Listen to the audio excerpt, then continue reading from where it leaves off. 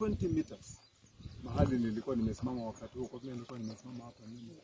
Risasi imetoka kwa hewa juu, imekuja imeanguka karibu iwe watoto huyu mama.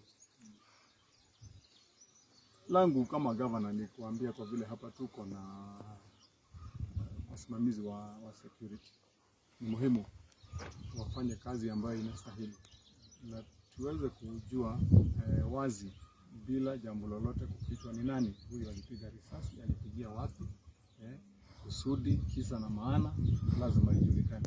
Kwa vile risasi iko hapa haijafichwa, inaweza kuangaliwa ijulikane imetoka kwa bunduki gani, aina gani, mwenye kutumia hiyo bunduki ama mwenye amepewa hiyo bunduki ni nani, kwa vile bunduki zinapeanangwa na leseni. So risasi ikishatolewa ikitoka kwa bunduki, wenye hufanya uchunguzi wanafaa kujua ya kwamba imetoka kwa bunduki.